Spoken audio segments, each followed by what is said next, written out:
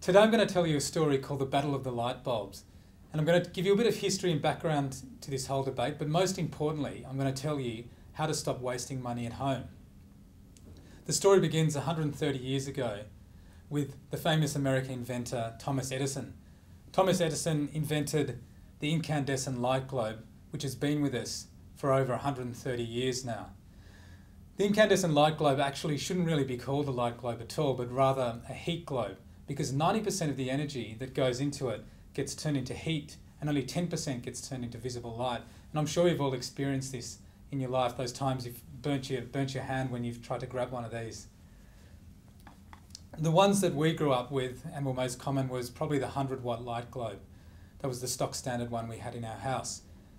So fast forward to 2007, what happened was the Howard government announced its intention to phase out these inefficient incandescent lights from the marketplace. In 2009, legislation came in which made them illegal to sell in the supermarket aisle.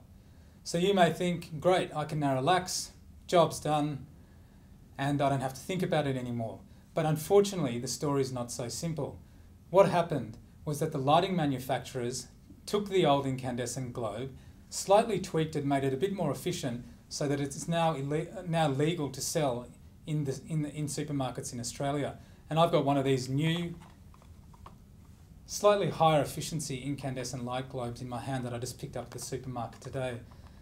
Basically what they did was they took the old 100-watt globe, improved its efficiency by about 30%, and it's now a 72-watt globe.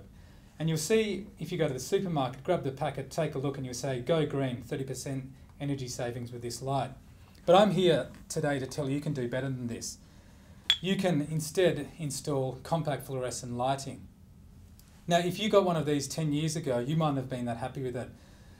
Back then, quite a few of them gave a horrible cold white light and made your house feel like a hospital. But things have improved massively since then.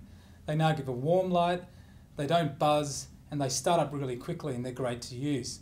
But there's two really great features about them. Firstly, they have a really long life. They last for between 6,000 to 8,000 hours, as opposed to only 2,000 hours for these new incandescent lights.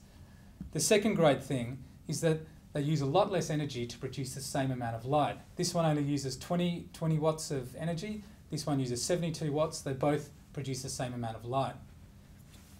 So I'm just going to give you a quick example to translate this into what this means for you at home. If you were to install one of these in a room and the light was going to be on for 5.5 hours a day, in the first year, buying the incandescent light would cost you $30. $27 of that would be for the electricity cost, and $3 would be for the replacement of the light globe, because the light would only last 1 year.